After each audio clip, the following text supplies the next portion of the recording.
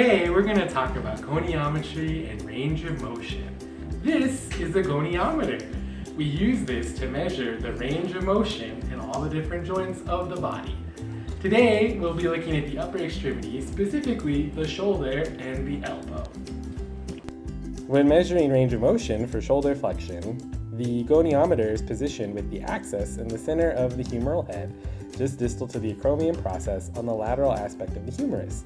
The stationary bar is parallel to the trunk and the movable bar is parallel to the humerus.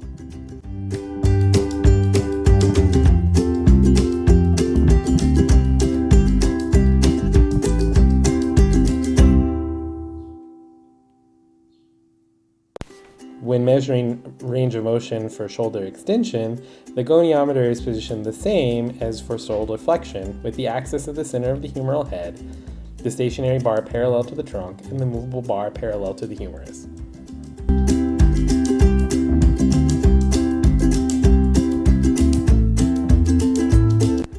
When measuring range of motion for shoulder abduction, the axis of the goniometer is on the acromion process on the posterior surface of the shoulder. The stationary bar is parallel to the trunk, and the movable bar is parallel to the humerus.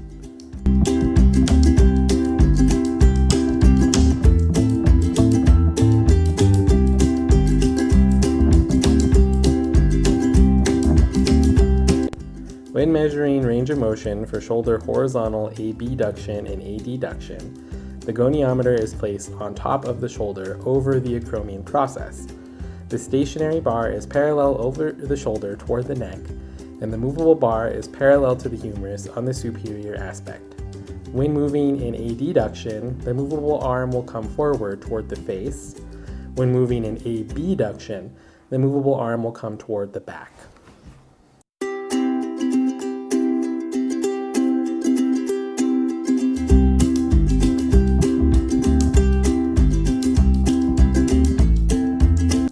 If there is no risk of dislocating the shoulder, when measuring range of motion of shoulder external rotation, the goniometer is placed on the olecranon process of the elbow with the shoulder horizontally abducted to 90 degrees. The stationary bar and movable bar are parallel to the forearm, and the movable bar will move with the forearm.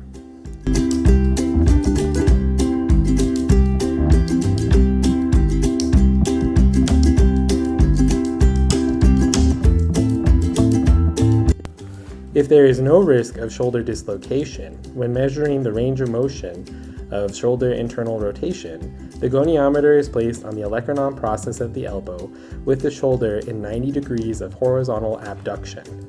The stationary bar and movable bar are parallel to the forearm, and the movable arm will move with the forearm.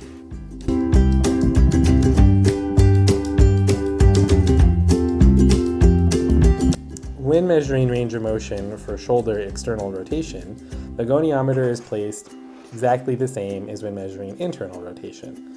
The axis is on the olecranon process of the elbow, the stationary bar and movable bar are parallel to the forearm, and the movable arm will move with the forearm.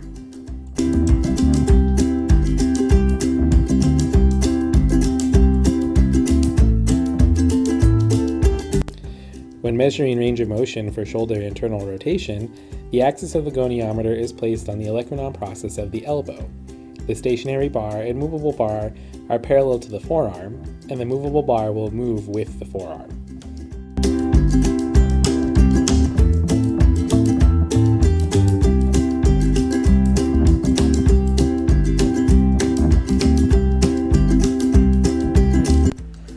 When measuring range of motion for elbow extension and flexion, the axis of the goniometer is placed over the lateral epicondyle of the humerus at the end of the elbow crease. The stationary bar is parallel to the midline of the humerus, and the movable bar is parallel to the radius.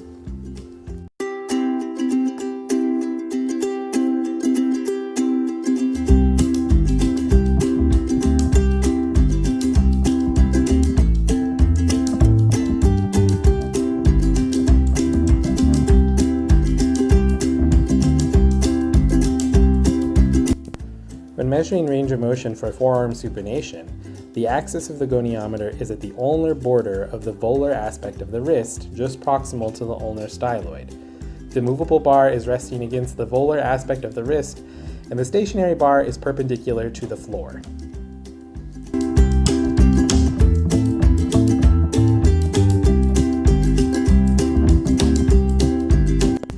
When measuring range of motion for forearm pronation, the axis of the goniometer is at the ulnar border of the dorsal aspect of the wrist, just proximal to the ulnar styloid.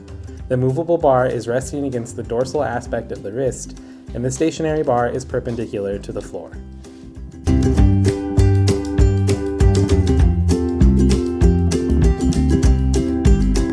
To visualize range of motion for forearm pronation in an alternative method, have your client hold a pencil in their hand. The axis of the goniometer will then be positioned over the head of the third metacarpal with the stationary bar perpendicular to the floor. The movable bar is parallel to the pencil and will move with the pencil as the client pronates their arm.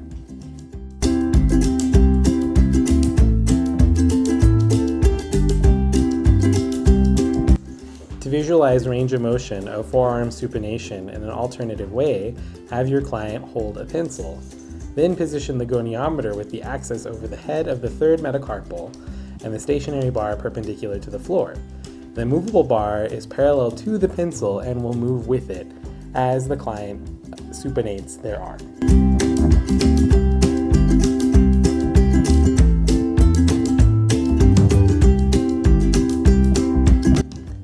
For measuring range of motion of wrist flexion and extension, have the client hold their forearm in mid-position.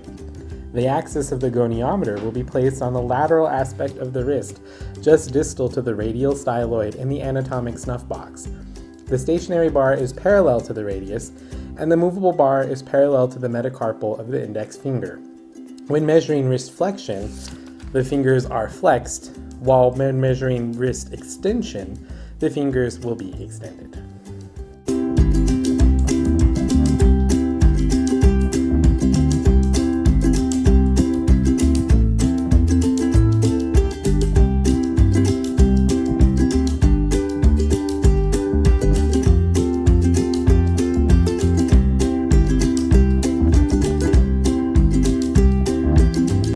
When measuring range of motion of wrist ulnar and radial deviation, have the client sit with their forearm pronated and their wrist at neutral. The axis of the goniometer is placed on the dorsum of the wrist at the base of the third metacarpal over the capitate. The movable bar is parallel to the third metacarpal and the stationary bar is over the midline of the dorsal aspect of the forearm.